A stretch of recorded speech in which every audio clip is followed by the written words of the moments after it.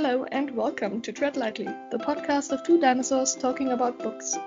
Today we're talking about The Hitchhiker's Guide to the Galaxy by Douglas Adams, the adaptation of the radio play, I believe.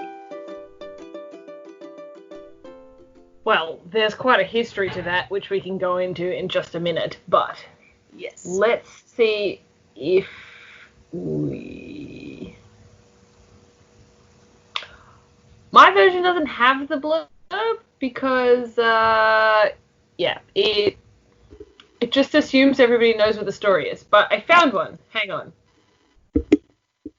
At last, in paperback, in one complete volume, here are 5 classic novels from Douglas Adams' beloved Hitchhiker's Guide series. The Hitchhiker's Guide to the Galaxy. Seconds before Earth is demolished for a galactic highway, Arthur Dent is saved by Ford Prefect, a researcher for the revised guide. Together they stick out their thumbs to the stars and begin a wild journey through time and space. That's it. That's literally it. Oh, that's a good blurb, though. I mean, I could give you all 5 books, but I didn't really want it all 5. No, I think the other ones don't make sense until you know what happens in the first one. Yes, it's just a brilliant book, though. It's gonna be one of those episodes where I just gush about a book again. Sorry if that's annoying to some people. I don't know how to fix it. I apologize. Alrighty, so yeah, I think first it was a radio play, right? Yes, so first was a radio show where individual episodes of the radio show cost less than seasons of Doctor Who to produce. Nice. Yeah. So, pretty good. Anyway, so yeah, this is the first book from Douglas Adams, and it's his version of the radio show which he produced, which, according to him, he originally came up with the idea for it while he was backpacking across Europe, trying to do it for less than £5 a day, which is a reference from the book 5 something or other absurd currency that you've never heard of a day. And then it kind of got filed away in his brain, only to re-emerge years later in writing the radio show. And the book has gone through like several iterations in that, like, it was a radio show, then he tried to make it into a book, then they produced a version for the Americans, and then the American version did better than the British version, but none of them got the Ford Prefect joke, so that made life a little bit difficult, but they didn't want to change the character's name, and so on and so forth. It was an exciting time. I mean, this is honestly, I really like the BBC short series they made of it in the 80s, I think. Oh, I haven't seen that one. I have heard the original radio show, though. Yeah, I had a bit of a listen to that one, too, this week. Yeah, how did you feel about the sound?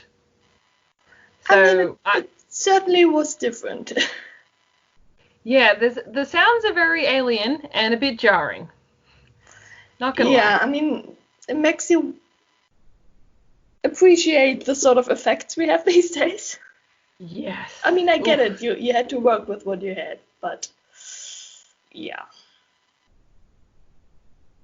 Yeah, it's interesting.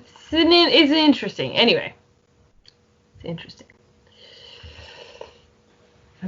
Yeah, and the show has been through like several iterations. So if this version that we tell you about doesn't match the story that you know, neither of us are technically wrong. Just so you know, because the book has changed its plot, or the story has changed its plot a couple times over. Yeah, it's a bit of a mess in terms of storytelling. Oh, no, I just think that the kind of collective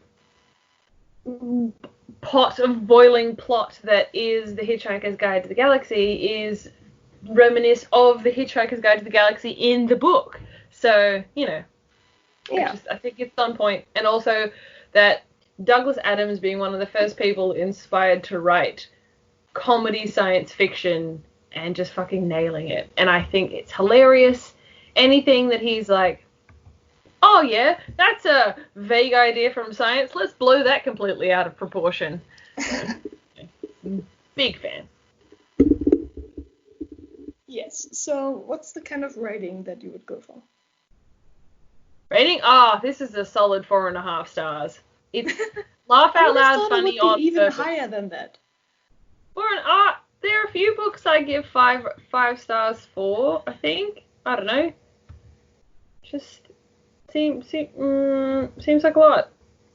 5's a lot of stars.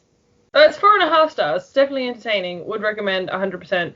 In fact, I have lent this book out twice now to not receive it back. So which I that's suppose kind of is a good sign. Well, I think it speaks to the quality of the book. Or the fact that I just recommend it so many times, it's bound to not come back. Or it's like the Biros in Hitchhiker's Guide to the Galaxy, where there's a planet of Biros where they try and escape off to, where they live happily ever after. And then, no? Did you not have that bit in your book? I'm trying to recall it, but maybe not. Terrible. Yeah, I also have no idea what version I was reading. Like, I don't know if it was the American or the British or when it was actually from, because there were no front pages in it. Nice. That's Yes. the best. I'm just happy that it was the right book in the end. Could have gone a completely different way. Well, yeah. So I've read this from the original version, which I got from the library when I was in primary school. And then I have read it when I bought it the second time. I watched the movie. I did the BBC show with my dad. We listened to it in the car. And then I got this version, which was from the 80s. And then I lost that one. And then I was reading the blurb for the combined book, which is available on Amazon. The first 5. There are 6 books, I think. And Ian Colfer, who I just reviewed that book with Mike, he wrote it. So he wrote Artemis Fowl. He also wrote the 6th book after Douglas Adams passed. Oh, okay. Yeah. It's all connected. I mean, I really like that they had Stephen Fry and Martin Freeman for the audiobooks, because they're just awesome. Yeah, Stephen Fry did the first book, and I think Martin Freeman did the other 4, or at least there's a version of it. Yeah, Martin Freeman played the role of Arthur Dent. Yes, in the movie. I honestly saw the movie once, but I can't remember much of it anymore. Good. So long and thanks for all the fish. So sad that it'd come to this. We try to warn you all, but oh dear. You may not share our intellect, which may explain your disrespect for all the natural wonders that grow around you. This is a lot. I'm sorry. So long. Thanks for all the fish. It's a great movie. Yeah, I'm gonna watch it again. I don't remember much of it, but somehow the main image that has imprinted in my head is just tacky. I don't know why. Oh, it's a little bit tacky, but that doesn't detract from it at all, as far as I'm concerned. Well, that's something. Yes, it is. It's not nothing, that's for sure. So, big fan of this book. I found this book and kind of inherited it from my parents, who are massive sci-fi nerds as well. So, it's in the blood. And I think I recommended it to you just for this. You hadn't read it before this? I read parts of it while I was in the US, but I don't actually read it as a whole. I don't know why. I can't Did remember. I lend you my copy in the States? No, it was the same. Do you have my book? No, it was the same like PDF file that I'm still using to this day. We definitely get all of our books from a legitimate source. Yes. Very much. So, shall we move on to the spoilers then? Yes, let's do it. Spoilers. Alrighty, tidy. So, how does your book open? Mine actually, I think mine just went in with the straight up Arthur Dent in his house, seeing a, what's the right word for it? Bulldozer? Yeah. Moving towards his house. And getting a short backstory of how he just only the day before found out that his house was supposed to be demolished, and him now running outside in his pajamas to decide to lay in front of it. Yeah, so my book doesn't quite start like that. So mine actually starts about, we lead in with this story of a woman in a coffee shop. And she has that happens much later in mine. Amazing idea about how to change the world, right? She is going to make the world a better place. Everything is going to be brilliant. She knows how to fix it. She's had this idea. She races out to a payphone, and the world has been obliterated. Yeah. Then we cut to Arthur Dent. So the world is... That scene actually happens much later in mine. Oh, okay. That's the opening in this particular version. Yeah. So Arthur Dent is like doing his morning routine, and he's like, just not quite putting together the fact that there's a giant like bobcat and demolition crew like outside of his house. He's like yellow, and then continues to make the tea and like big, and like continues to make breakfast. Then realizing that his house is about to be demolished, goes out and lays in the mud. As anybody would do. Yeah, he's got to protect his house. I really enjoy the discussions that he has about where the plans were, the planning permits. Yes, that was really a great part. Planning permits is in a basement, in the because toilet. That's where the planning office is. Because that's where the planning office is. And the filing cabinet is in a locked filing cabinet in the women's bathroom or something. Yes, and it says like keep out or something on the outside. There was something silly written on the door, I think. Yeah. So they really tried to make it overt that they were making big changes. Very much still true to this day. Yeah. Which parallels greatly, for those paying attention at home, the story of Earth when the Vogons arrive to demolish Earth for a hyperspace byway. To be like, it's been on display in your local planning kitchen, like 50 light years from your destination. Like, if you couldn't put the effort into going and finding where the plans were and keeping an eye on your local like galactic politics, I don't have any sympathy for you. Yes. It was great. So, we lying down in the mud. Yes. And then we get introduced to our next important character, Fort Prefect. Yeah. Excellent name as names go. Yeah.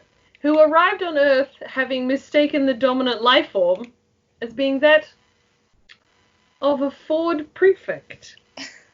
And so all his analytics showed that would... right radar. Yes, all his analytics showed that would be the best name to have. Yeah. And he was right. Yeah. Wow, I feel sorry for any future children and or pets that you have. Yes. So we have a Fort Prefect showing up on the scene, basically going, we gotta go to the pub now and get drunk because I have to tell you something important. And he's like, what? No, my head is being knocked down. He was like, what? How do you know? And then he's like, Arthur gestures to the bulldozers and he's like, oh, that's not important. And do you have the conversation with the guy who's running the project? Yes. It's really great. Yeah, being like, well, we're assuming that Arthur's going to lie here in the mud the whole time. And he's like, well, yeah, I suspect so. So if we were like to pop off to if we just operate under the assumption that that he is laying in the mud, we could just like pop off to the pub for a little bit, and then we'll pretend you guys are there and we'll argue fiercely against you. If you want to pop off to the pub later too, have a drink. Yes, and then insisting that the guy in charge lays down in front of the bulldozer to take Arthur's spot. And no knocking down the house, cheeky Beauregard. Yeah, and while the guy there is having flashbacks of Genghis Khan because he's a very, very distant relative. Yes, I love how he's just lying on the ground and is having a strange feeling of a huge herd of men on horseback laughing at him. Yeah. So off they race to the pub to have 6 pints. 6 pints. Pints? Pints. I don't know. Pints. Yes. Having 6 pints, which is clearly an adequate number at, maybe 10 in the morning. Yeah. Well, it's 3 each, right? So, I'm sorry, they're not German. I mean, to be fair, the pub wouldn't be open here this early. What? I've definitely seen a pub open in Germany before that point. Then it wasn't. That's a lie. It was Belgium. We all know the drunk Belgians. Apparently. We're in Ghent. Anyway, that aside, yes, so they're in the pub, they're eating they're just having 2 drinks, and Ford starts to try and explain to Arthur about who he is and what he does. So he is a writer and researcher for the Hitchhiker's Guide to the Galaxy, which is the foremost leading publication on getting around the galaxy for less than 5, whatever the currency is, a day. Yes. And he's just happened to be stuck on Earth for the last 15 years. He meant to be here for like a year. Yeah, and Arthur being, I think, understandably a bit confused. I like the point where he says, Is it a Thursday today? Must be a Thursday. I could never get a hang of Thursdays. Yeah, it feels like a Thursday. Yes. It is, in fact, a Thursday, too, by the way. I made a note of checking that it was, in fact, a Thursday.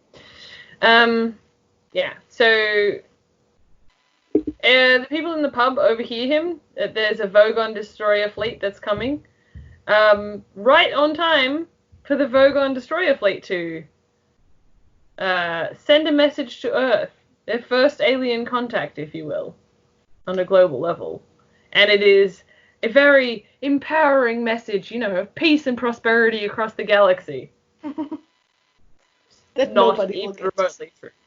No, it's not. It's I don't have any sympathy for you if you didn't go and have a look in your local planning office. Well, they need that space hyperdrive. Hyperspace byway. Anyway, so everyone in the pub then insists on putting a paper bag over their head because that's what they were told to do during the war if they thought they were going to die. We've got to take a moment to think that this book is a little bit older, and so the references in this book to how much a decent tip is, and also the war, they're probably referring to the Second World War. And when the Germans were coming, and yeah, and so you just got to assume that when they say he left a £5 tip, that is more than oft given, not oft given. I mean, to be fair, back then I would think a beer was fairly cheap too, so he probably gave more in tips than he paid for the 6 pints. Oh, well and truly. He then also pays for packets of peanuts. Yes. Peanuts, very important. Yes, and we get these great descriptions of the Vogons being this huge mistake of evolution, and then their planet that they're from trying desperately to make up for having created the Vogons, and coming out with all these beautiful jeweled crabs and like amazing trees and amazing wildlife, and the Vogons like crushing all of the pretty birds as they try and ride them, because they're these sniveling giant leathery green things that with horrible tempers and wouldn't save their mother unless the paperwork had been signed in triplicate, lost, found, Yes. and recycled. I also really like that, just that quote as the ships actually arrived, and just the phrase of the ships hung in the sky, much the same way that bricks don't. Just giving you a very clear picture there. Yeah. It's just it's a lot of those small things. Yes, it's a lot of like quite witty little lines that are like tucked in there. Cool. So the Earth's going to be blown up, and Arthur and Ford managed to catch a lift with the cook from the Vogon ship. They'd recently outsourced the cooking on the Vogon ship to some of the best cooks in the universe, which meant that there was now a loophole in catching a lift on a Vogon ship, because the cooks will do it just to piss off the Vogons. Yes. They'll just pick up any hitchhiker. So I thought... Which must have definitely happened before. Yes. Yeah. And Ford tucks that little bit away into his knowledge bank so he can use it later in his revised edition of the Hitchhiker's Guide. Yes, which I'm still waiting for till this day. That book gets revised all the time. We read different issues. No, I mean the actual Hitchhiker's Guide to the Galaxy. Have you got a Kindle? No. Have you got a Kindle with Wi-Fi? It basically is a Hitchhiker's Guide to the Galaxy, which is an XKCD comic if anybody's interested. It's a pretty good one. Yeah. So, all right, Vogon ship.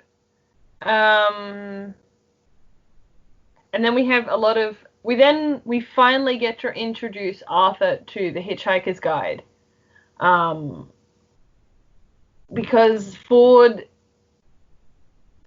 and Arthur are now on the Vogon ship. The Earth's been destroyed, and he is not coping. Not at all. No. Which, I mean, is kind of okay, seeing how he woke up that day with the biggest worry of his house being knocked down, and now his entire planet has gone, including his species. Yeah, absolutely demolished. Cool. So, what do we have? We have,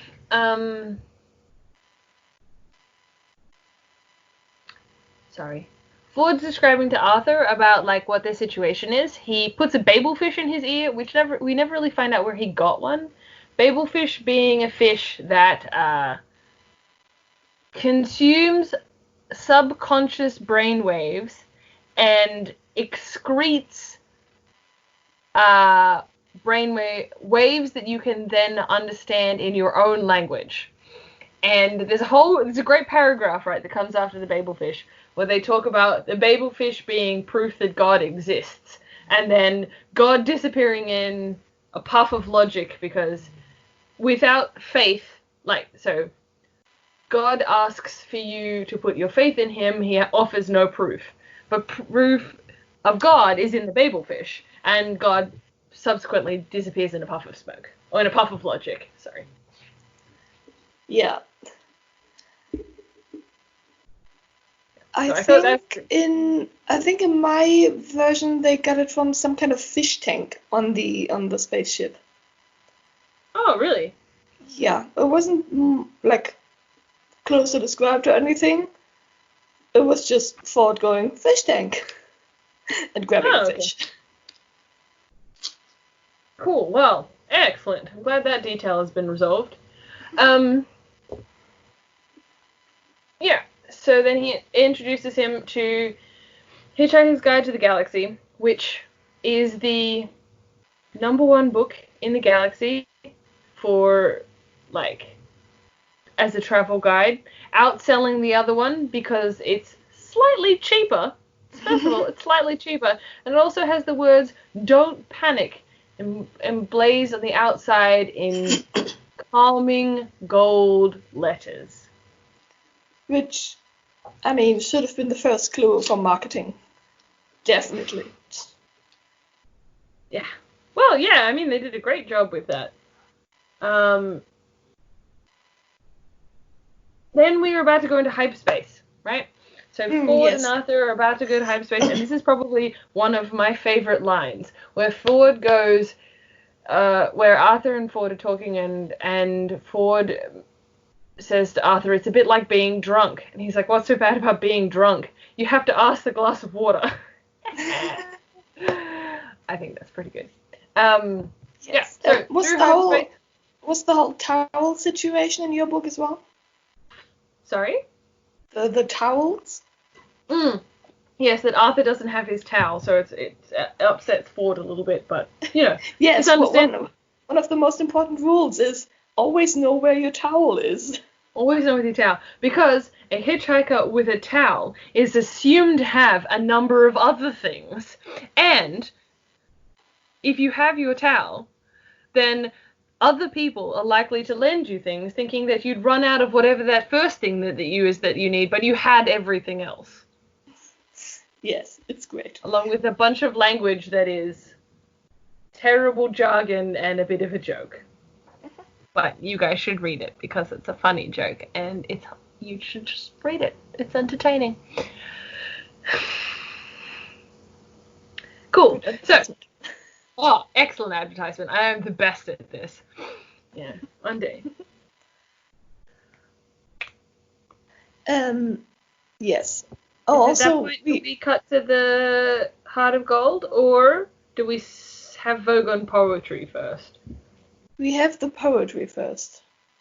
Although, also, I have to say, I'm really glad that I watched the BBC series at some point, knowing that they meant Beetlejuice, because I wouldn't have got that straight away from the way they spelled Beetlejuice.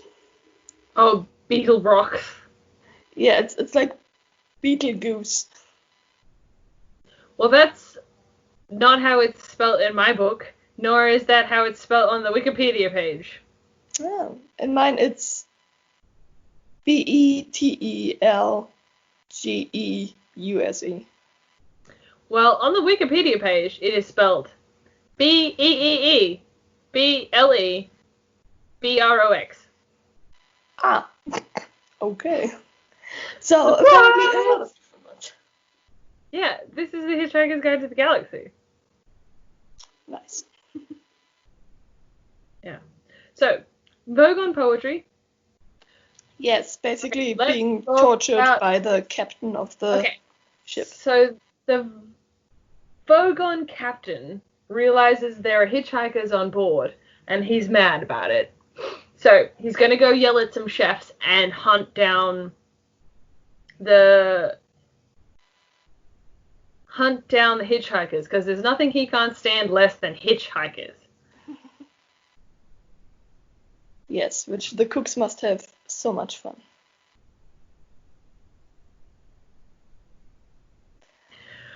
Alright, so let me read you some of the book. Vogon poetry is, of course, the third worst in the world. The second worst is that of the Azaragoths of Kira. During a recitation of their poet master Gronthos's The Flatulent of his poems Ode to a Small Lump of Green Putty I Found in My Armpit One Midsummer Morning, 4 of his audience died of internal hemorrhaging, and the president of the Mid-Galactic Arts Nobbling Council survived by gnawing off one of his own legs. Gronthos is reported to have been disappointed by the poem's reception and was about to embark on a reading of his 12-book epic entitled My Favorite Bath Time Gurgles when his own major intestine, in a desperate attempt to save life and civilization, leapt straight up through his neck and throttled his brain. Yes. They did a great graphic on that on the TV show. It's hilarious. Yes. Well, and then the worst poetry was that of Paula Nancy Millstone Jennings of Greensburg, Essex, England, but perished in the destruction of Earth. Yes.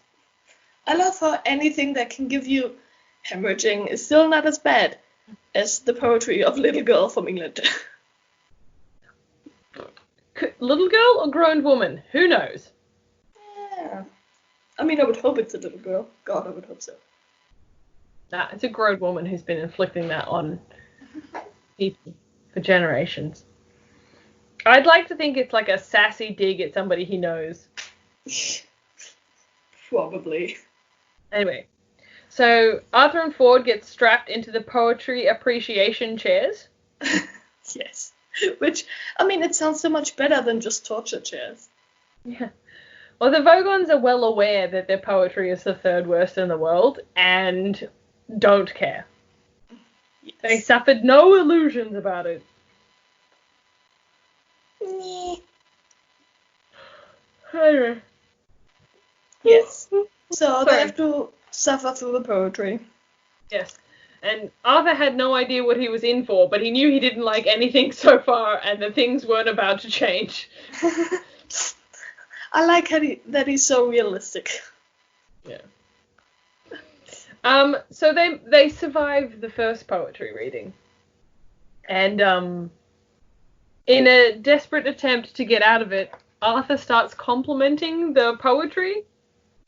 Yeah. Like, with very random compliments. Just anything that came to mind. Yeah. If you've ever heard you know when you're at school and you're trying to write an essay about, some poem and you're like, oh fuck, I don't know, this doesn't invoke any feelings in me. Like, oh yeah, this speaks to the artist's true sense of self and self-preservation. Yeah. So it almost works.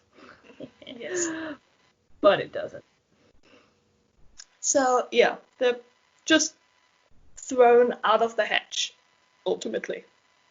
Into space. Which, always something you should do. Great fun. And then we cut to Zephyr Beetlebrox, or whatever the correct pronunciation is versus whatever the correct spelling is on any planet and any iteration of this book. Yes. Oh, so we should also mention that the definition, the Earth definition, or the inside of the Hitchhiker's Guide to the Galaxy, went from being harmless. Oh yeah. To almost harmless. Mostly harmless. Which, fair. That's fair. So, in my book, we lead in to Zaphod Beetlebrox, president of the galaxy, speeding across the vast ocean, cutting around an island called France. No relation. On his way to the Heart of Gold, which is a new ship that uses an improbability drive to cross the known universe. Yeah, I don't know if that's how... No, I don't think actually that's how mine went with it. I think they changed the order. I think first they talked about how they spent like almost 30 seconds in open space and then just possibly quickly picked up by the next spaceship and rescued. Luckily. Yes, so I do have that we get the 29 seconds of them being in space. And in fact, it was the 29 seconds later Ford and Arthur were rescued. They mentioned earlier you've got about 30 seconds to survive in outer space. Yes, so good on them. And apparently also no lasting damage or anything from being out in space. Yeah. In your PJs. So, okay, I wasn't quite right. The next thing that happens in the book is that a computer chatters to itself in alarm. A hole had just appeared in the galaxy, and it was exactly a nothings of a second long, a nothings of an inch wide, and quite a lot of millions of light years from end to end. As it closed, a lot of paper hats and party balloons fell out and drifted off into the universe. Yes. A team of 7 3-foot-high market analysts fell out and died, partially of asphyxiation, but partly of surprise. Which is a very important distinction. Yeah. Yeah, it is those little tiny quotes that make it funny and cute.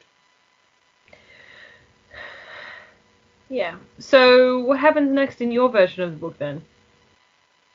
I think next they were the next part were when they were sitting inside of the spaceship and being like really confused by their surroundings. Yeah, because we get the computer telling us probability, right? As there's like 10,000 monkeys that want to talk to them about this copy of Hamlet that they've just written. And then they go and talk about, I think it's the Milford Sound or something. They're at a beach and looks exactly like the East End or something.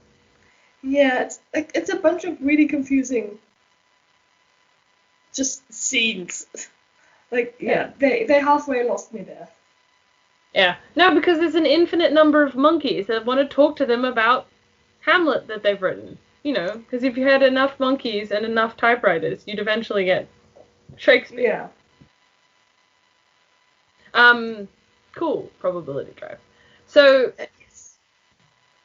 basically after this, we get, at least I get, a chapter describing the infinite improbability drive and how it was invented. No, I actually didn't get that at all. Oh, okay. So let me tell you about the improbability drive. It was discovered by lucky chance and then developed into the engine that drove the Heart of Gold. So there's a principle of generating small amounts of infinite probability by hooking the logic circuits of a Bamble-Weenie 57 sub-Meson brain to an atomic vector plotter suspended in a strong Brownian motion producer, say a nice hot cup of tea. And these are all well understood across the galaxy, let's be clear. Yes, sure. And they were often used as an icebreaker at the start of parties by making the host's underwear jump 1 foot to the left. Many respectable physicists were mostly against this idea. Not only because they thought it was making fun of science, but mostly because they didn't get invited to those sort of parties. Yeah, bashing the scientists again. Yeah. And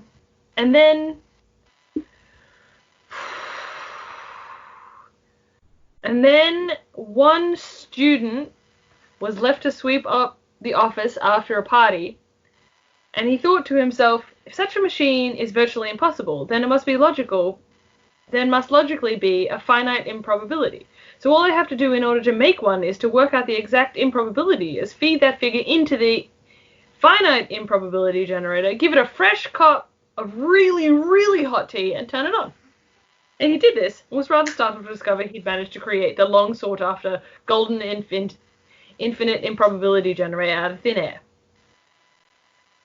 I mean, that's fucking impressive. Yeah, and what startled him more is when he got lynched. Because they didn't appreciate a smartass. But just, come on, you could have given him some kind of prize. Oh, he does win a prize, and then he gets lynched. Ah, okay. Well, that's rough, man. Yeah. But yes, that's the improbability drive. It functions off T. I very much approve. Does that mean I am a an infinite improbability drive? Sure. Some of the dribble that comes out of your mouth. Excellent. Yeah.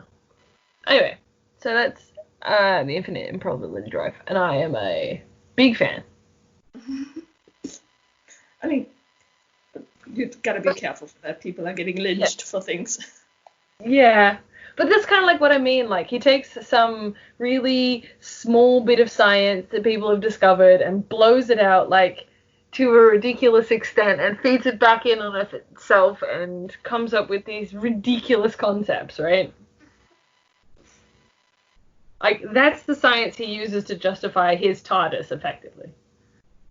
Yeah. Which, I mean, at least he's bothering to justify it. Yeah. Unlike when he was a writer for Doctor Who. God! You know he used to be head writer for Doctor Who? Was it for the old one, though, or for the new version? Old. Okay. Well, I didn't see a lot of the old one, actually. Rude. You should do that. I have all these DVDs you could watch. Oh, yes. He actually died in 2001, so he wouldn't have been able to write the new one. Yeah. Didn't realize it was 2001. Oh, okay. I have no feeling for time anymore. Yes. Fucking 19 years ago, that's mental. Okay, so now do I get to talk about how we stole the Heart of Gold? Or is that still later for you?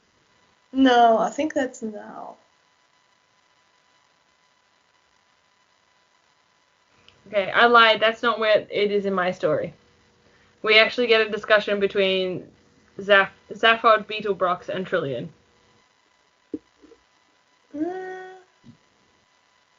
Trillian starts to talk about where they are in space and the fact that it's like not quite enough improbable circumstance that they end up over her home world.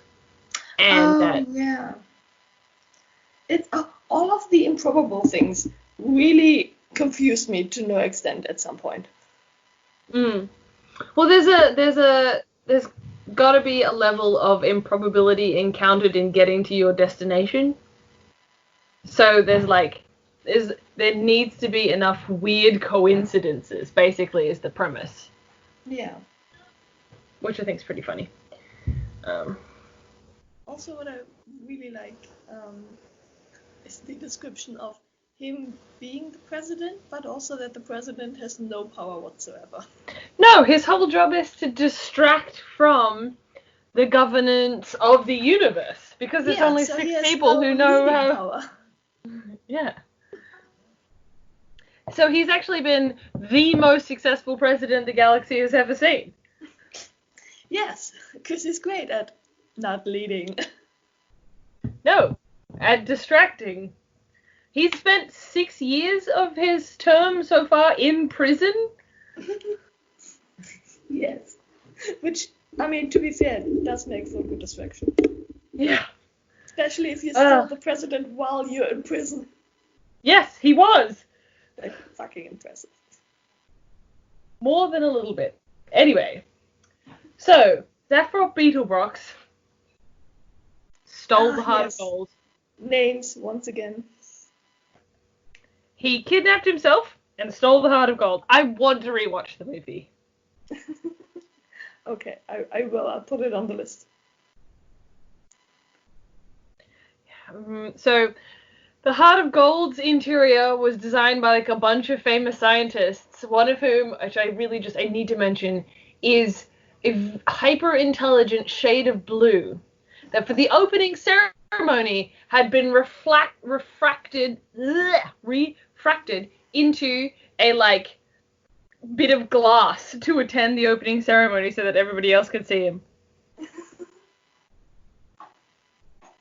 I really would like to see that, but I have a feeling even the movie could not display that properly. But also a hyper-intelligent shade of blue. Yes, just imagine the prettiness of it. Sounds like a lot of effort to me. And yeah, I guess, but maybe not if you're a space being. True. A hyper-intelligent shade of blue refracting into a bit of glass should be fine. I mean, it's the least of your problems, really. Yeah. Anyway, so, he pulls a lot of cool stunts off. There's a lot of weird coincidences about the names of different islands, which happen to also be similar to Earth-based names, but that's cool. Name stealers. No, it's sheer coincidence. Yeah, sure. Anyway, so he kidnaps himself and the Heart of Gold for a special mission, which he doesn't know about yet. Which is how all the good special missions start. The ones you don't know about yet. Yeah, because he's burned it out of his brain. Anyway, that aside, Zephyrod Beetlebrox has 2 heads and 3 arms. Yeah, which And isn't weird at all. He's a space being. True.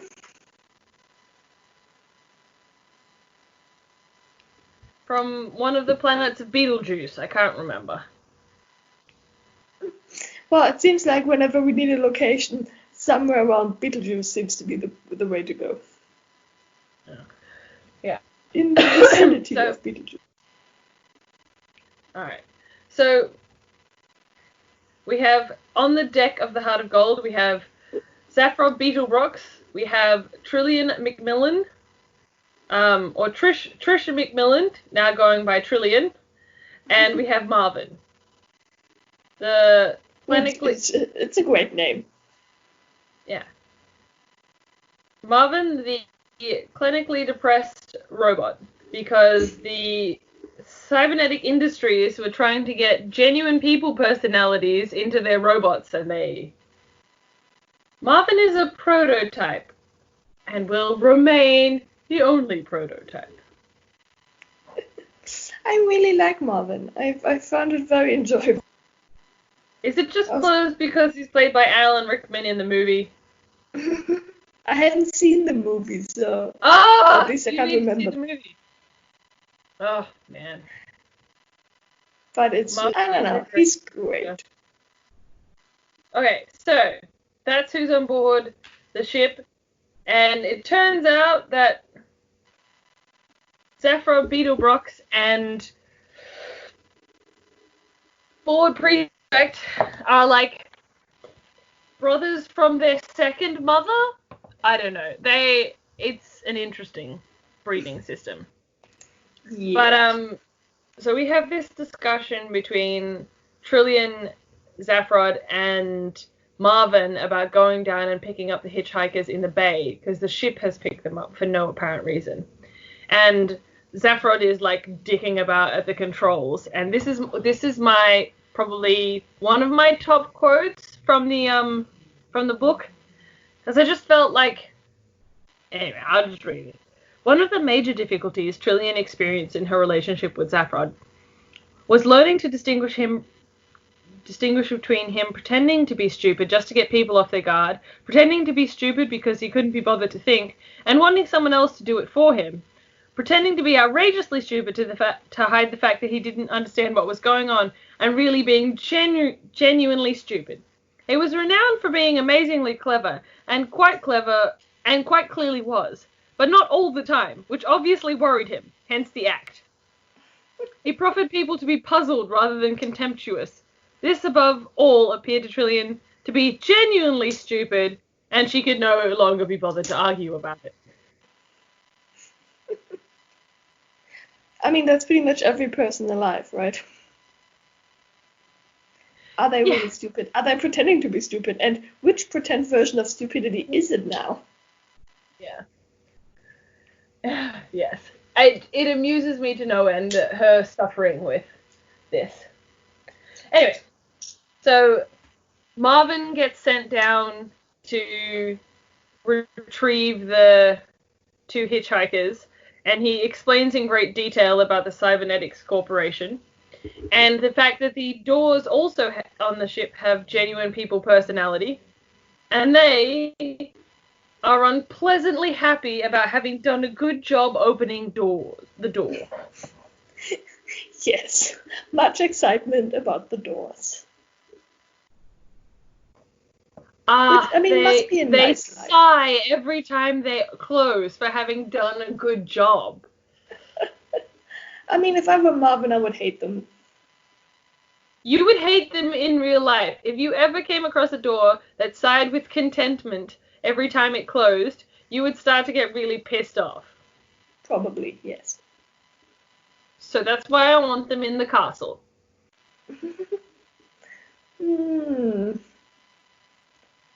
I'd need at least one really cynical door that would make remarks every time it had to open. Like, do you really need to go through here like 3 times a day? That would be your bedroom door. Yes, pretty much. And I would just use that door all day long.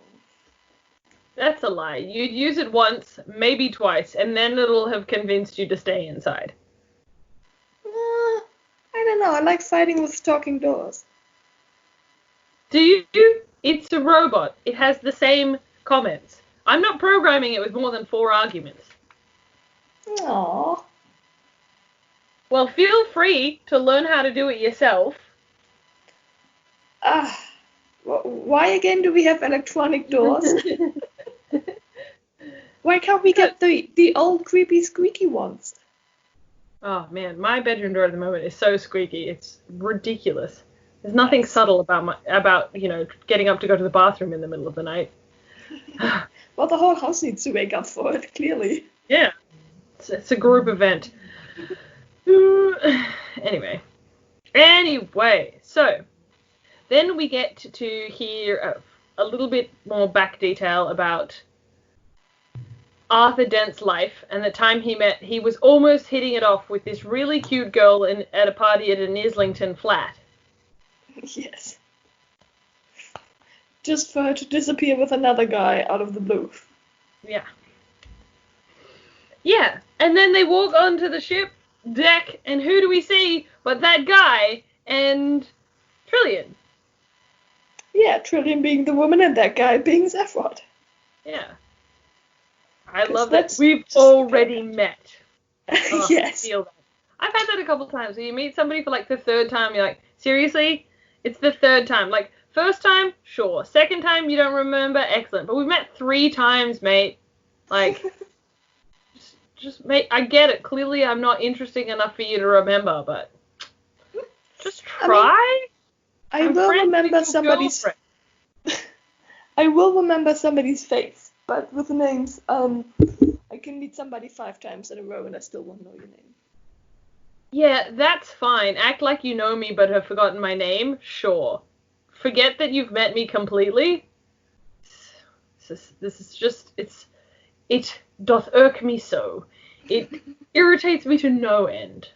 Anyway. Fair enough. Anyway, continue. What happens? Yes. Actually, somewhere in between here in my version, we have the part where Arthur's, getting slightly worried at this stage, and just the great part of just keep looking at the book. What? Well, don't panic. I'm not panicking. Yes, you are. All right, I'm panicking. What else is there to do? I thought that was all you need you have. It's the fish in your ear. Yes. Also, I think it's a bit the whole timeline is a bit jumbled, I think, in my version.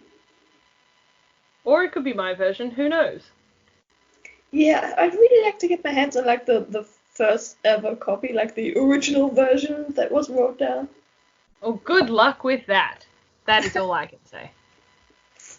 I mean, it would probably be very expensive. Yeah, one day when we're rich and famous, we'll buy the castle first, and then you can buy first editions. I mean, okay, if we're buying first editions in general, I'm not sure if that one is on top of my list.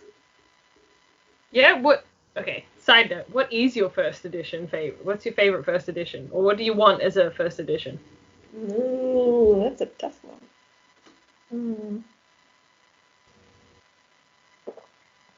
I don't know, I think, like, a lot of the Rings would be pretty amazing as a first edition. Okay. Yeah, I've bought the Silmarillion, the first edition. No, nice. Well, yeah, because it costs about 10 grand less than the actual books. Yeah. So. But hopefully it's an investment for the future, you know? Sure.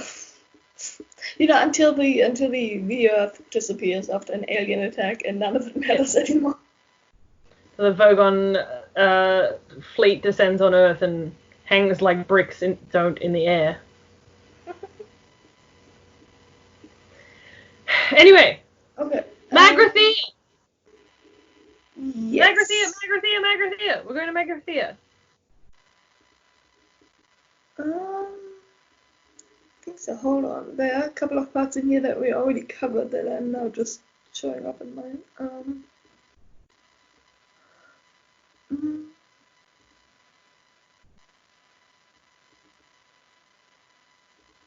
Hold on. Which chapter number is it in yours? Okay. So, well, hang on. I was not going off the book.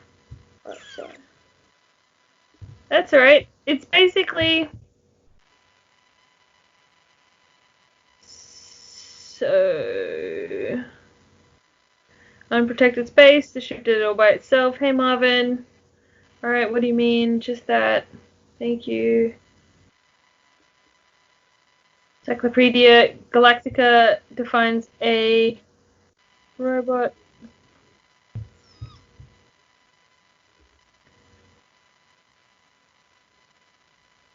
So, chapter 14.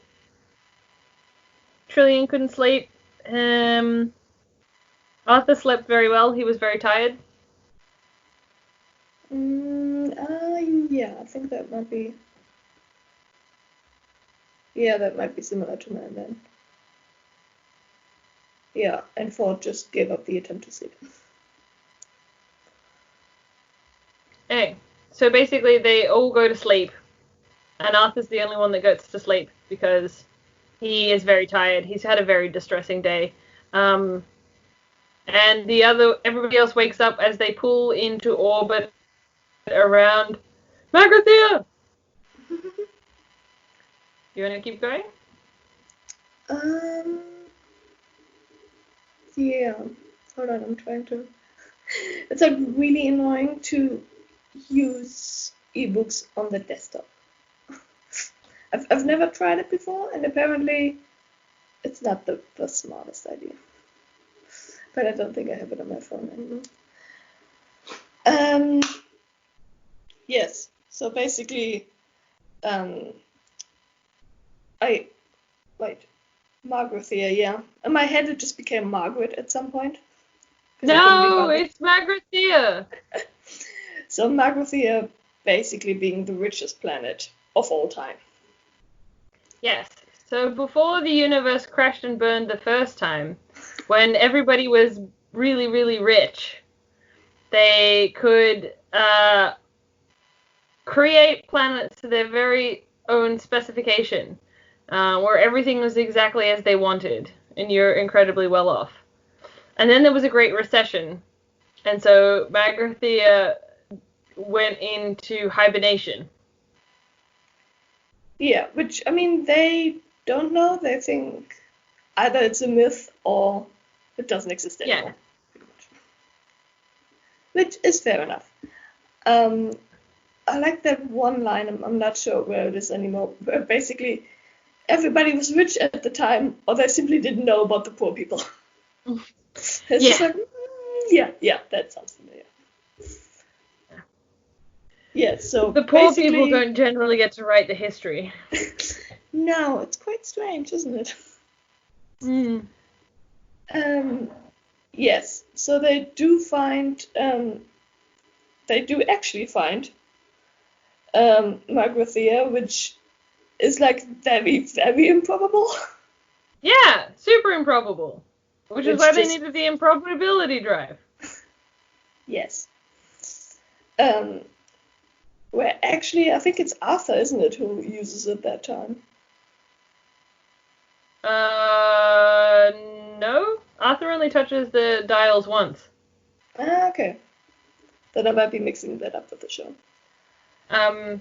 So they arrive in Margrathea and they encounter the planet's defense systems, which is first sends them a message being like, "We appreciate that you've come by, but the universe is too poor right now and can't afford our services. We will let you know at the earliest convenience." And then "Nah, keep going, it'll be fine."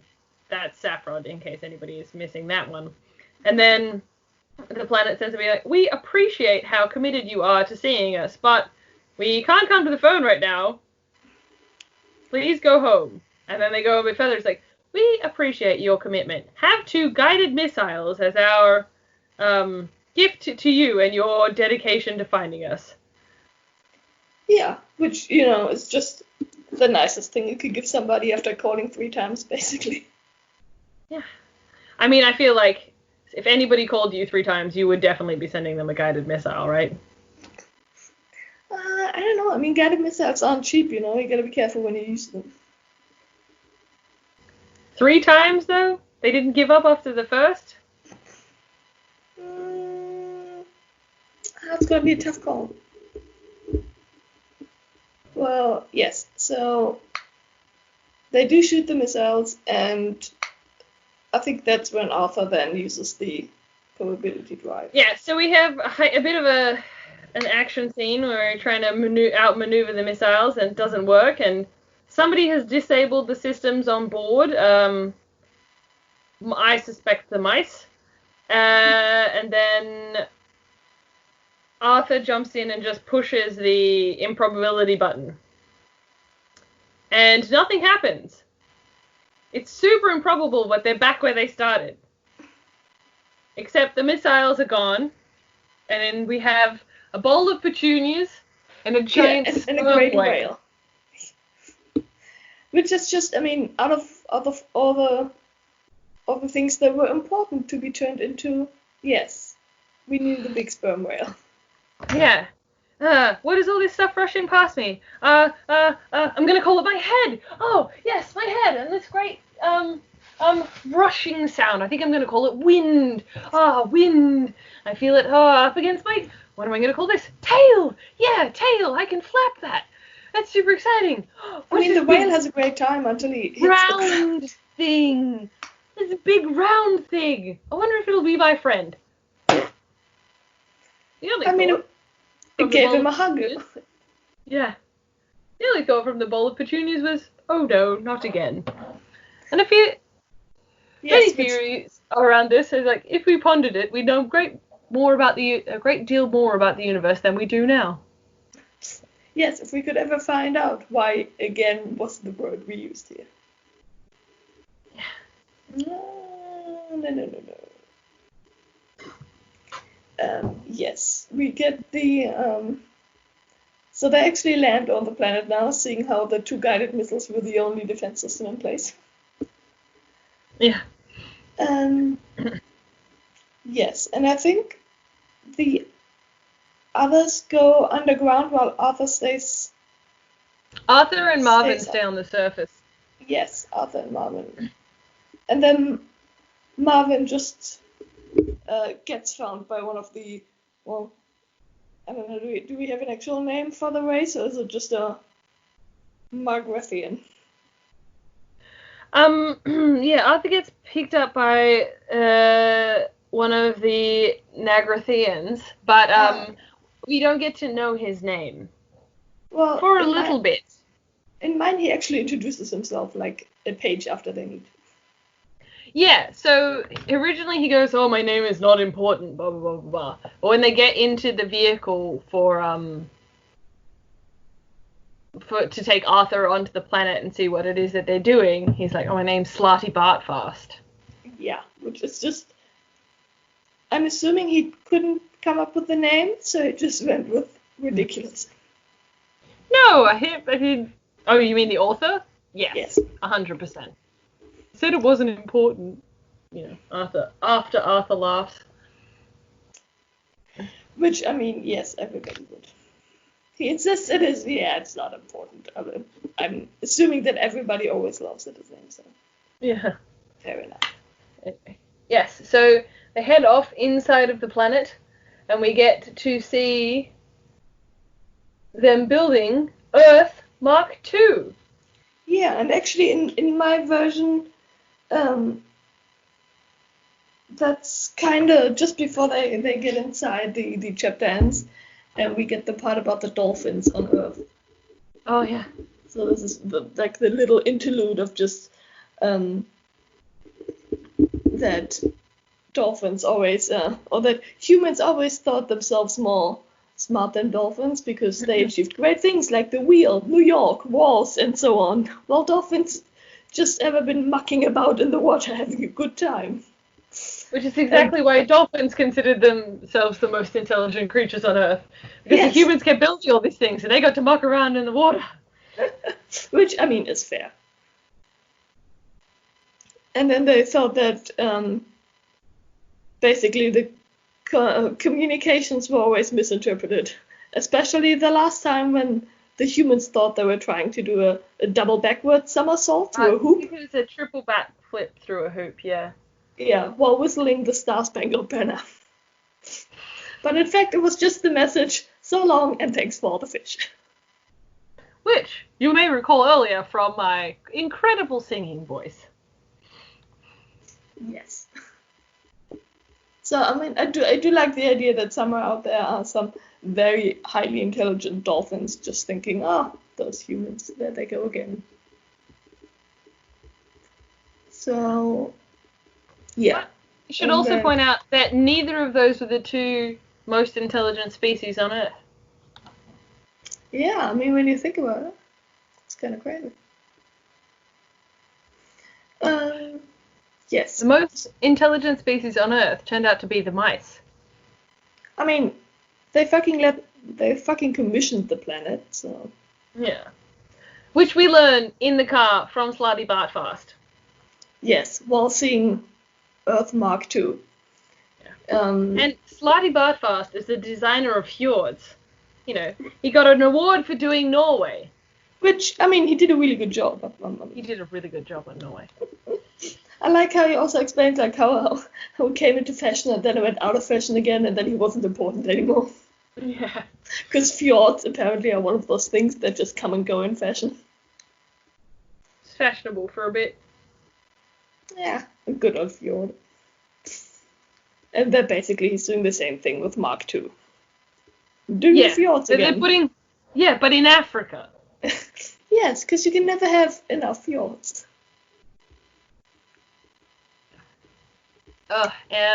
So while Arthur has been taken on this tour, Trillian, Ford, and Zaphod have been kidnapped and, they were gassed and then put into a cage of some sort.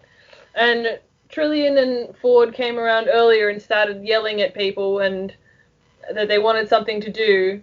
So they ended up getting stuck in a catalogue. So then they wake Zaphod, and this is where we come in. They wake Zaphod because they found a planet full of gold, and they thought he would be entertained by this. Which he is, clearly. I mean, big surprise, he is. Yeah. So we get a better understanding of Magrathea then, which is very exciting. We get to learn a little bit about how to make a planet, which is fun. And then we get to meet the mice. The mice. So these two mice are Trillian's pets, apparently. That they've been carted across the universe, and now as the only pan-dimensional beings left, they're going to take the only Earthman left, take his brain, and see if they can find the meaning to the ultimate question.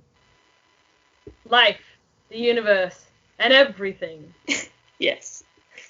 I do like that little quote of, "The mice will see you now." Of just, oh yes, come here please, the mice will see you now. Yes, and I think in my version this is where it's where they start going on about the is it the computer? Yes. That Deep was thought. tasked. Yes, deep thought. That was tasked with created for the amazing question, or to find the answer to the question. Find the answer to the question. The ultimate question of life, the universe, and everything. And they wait like 40 million years or something for Deep Thought to calculate the answer. Yes, it's a ridiculous long time. It's just, I have to think about it for a bit. Yeah. And what's the answer? 42.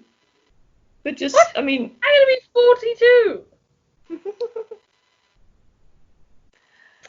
The great thing is that, like, nobody fucking understands the answer. And he basically goes, well, to understand the answer, you have to know the question. Yeah. The true question. Yes, which isn't the question at all. Yeah. So well, they just wasted... That'd be 7 times 8.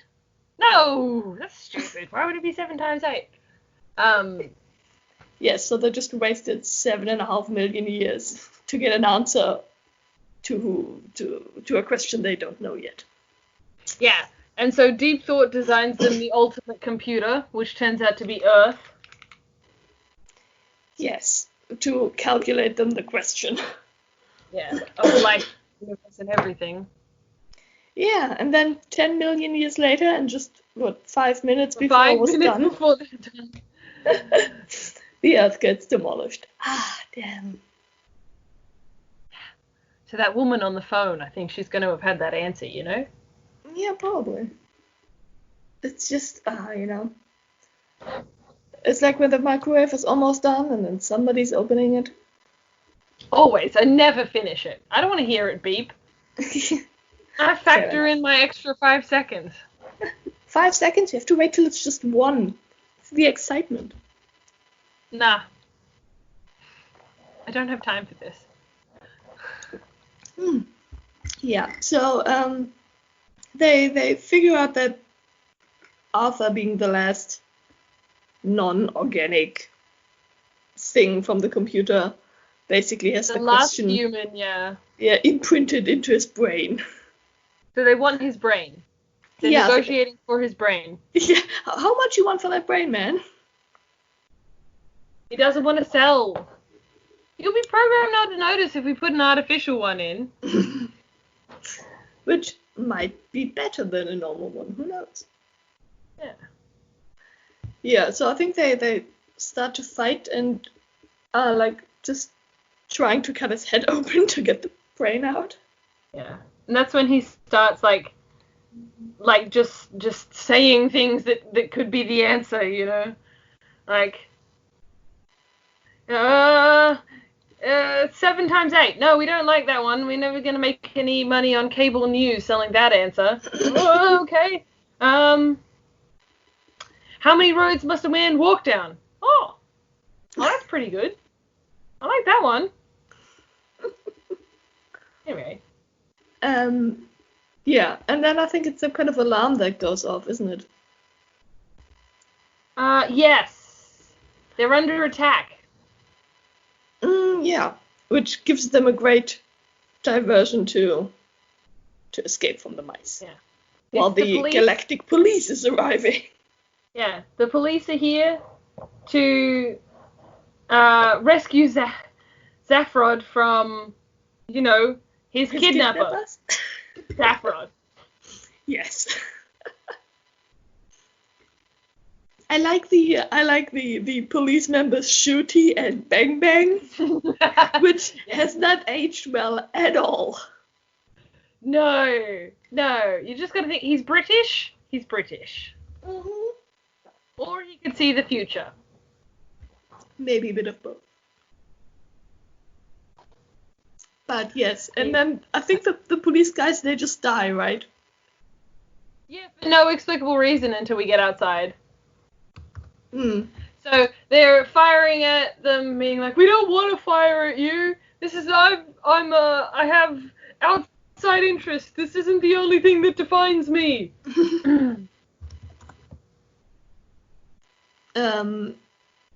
Yes, and then I remember it was something with the some kind of support system. Yeah, so they go, well, I don't know why their support system failed. Like, even if their life support system fails on their body, then they've got a backup one, the ship's supposed to come rescue them. Anyway, don't think about it too hard. They run outside. Run, off back to the Heart of Gold, where you meet Marvin, who's extra depressed. I mean, honestly, he's always so depressed. It's hard to tell when he's more depressed than usual. He's a depressed robot. Yeah. Well, he's extra upset because he tried to talk to he plugged himself into the other ship to have a conversation and it committed suicide. Which just shows how great he is at sharing his depression. Yeah. I just would have liked to see the other ship actually commit suicide. Just sounds... Well, it took the policeman with it. Yes. Which, I mean, convenient for the story. Super convenient. But that's kind of the whole thing, right? The whole story is like, wow, that was exceptionally convenient. And very improbable. Yeah, improbable, you might say. Yeah, and so everybody decides, well, you know what? We're gonna go to the restaurant at the end of the universe. Yeah. That is the end of the tale. Yeah, the end of part 1, basically. Which I didn't realize that there were actually 5 parts until I figured out that I had a broken PDF file. So the first time around, there are actually 6. There are 6. It's a trilogy of 6 books. Yeah, and I still don't know if the 6th one counts, since Douglas Adams actually didn't write it. No, it's supposedly based off his notes, and honestly, it's quite weird. It's like if you've ever read any Frank Herbert, when his son joins the writing program, that it's time to walk away. Yeah, so I eventually found myself the version that has all 5 parts, but I haven't read the 6th one yet, and I'm not really planning on it. Fair enough. I'm okay with reading the main ones that are from him. Yeah, I mean, even book 5's a little bit weird. I like 1, 2, and 3, but 4 and 5 is just kind of like. I mean, when you have long series, I find that they often take a deep dive towards the end. Yeah, I guess if you wrote the books with an ending in mind, like there was a finite number of books, like Harry Potter, or if it's a trilogy or something like that. Yeah. I think it's usually better. It's when you start a book series without any idea of the ending. Yeah, it tends to get a bit muddy along the way. Yeah. Although also, I don't know if that is... No, I think it is in The Hitchhikers. I'm not sure which part it was. That great quote from Zephyrot where he just goes, "If there's anything more important than my ego around, I want it caught and shot now." Yeah, that was pretty good. Which just gives you all of his character you need to know.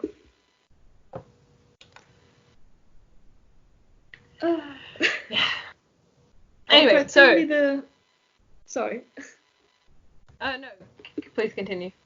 No, also great, the the line from Arthur while they were still in the airlock. Where just like in times like these, where I'm in a Vogan airlock, trapped with a man from Beetlejuice, I wish I would have listened more to what my mother told me when I was young. Why? What did she tell you? I don't know. I didn't listen. Yeah, it's pretty good.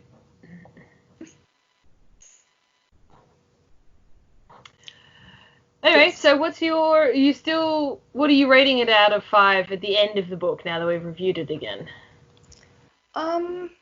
I think I'd probably give it well, it's kind of like hard to separate it from the other parts now. Mm-hmm. But just that first bit, I would probably give it a 4. 4 3/4. It's so good. I mean, in the beginning, it's a bit more quick paced, I would say. Then in the later ones, so I definitely think it was better in the beginning than in the later parts. It just seems to lose steam at some point. Yeah, I think he lost interest in writing it. But that aside, you should definitely everybody out there should definitely read the first one, because it's hilarious. It's great. For such great lines as Ford, you're turning into a penguin. Stop it. Or just for a moment, nothing happened, and then after a second or so, nothing continued to happen. Which is it's like the best description of life itself. Nothing pretty happened. Solid one. Then nothing continued to happen. I like I like the improbability drive, the fact that it requires T to run, and also the fact that, physicists aren't invited to those kind of parties. Yes. Yeah. Also, like, one of them being very relevant, especially in today's times, just anyone who is capable of getting themselves made president should on no account be allowed to do the job. Yes. Which would have helped us. Yes, take that one to heart. America, this one's for you. Straight up. Okay. He definitely saw the future. Yeah. It does seem to be a little bit like that. Like, there's a couple of things you're like, oof. 2020 vision of hindsight, oofed. Yes. Yeah. So, big fan of this book. Everybody should read it. Yes, it was a pretty good read. It's pretty funny sometimes, or at least I always, with this book, I always felt like I had to be properly awake to continue reading. Like, this isn't something you can just read while doing other stuff. Yeah, you have to pay attention. There's a lot of layers of jokes in this book. Yeah, you definitely have to be on top attention for this. Yeah. So come back and join us next week when we're talking about what? I'm actually not sure right now, so mystery. We don't have anything in the schedule. We're going to have to cut this bit out because we don't have anything in the schedule. We should talk about it. Oh, we just come back next week for the next episode. Yeah. We've got merch now, so you can get a postcard from us. We'll send you a signed postcard to appreciate your support. That's for our first 25 people that want to be a part of our little community. You can also get us to review a book for you. So all the episodes for next season, we're hoping to get other people's recommendations. And we have shout outs on air. So if you would like to shout out a friend or yourself, we don't care. You can see us on our store. See it all on our store at tereadslightlypod.com. Or just go ahead and choose that next book, which could be something fun or something very much not fun, whatever you're into, really. Yeah. And do follow us on all the social medias, Instagram, Facebook. We're on YouTube, on Spotify, on Apple iTunes, or wherever you're listening to us right now. Truth. All right.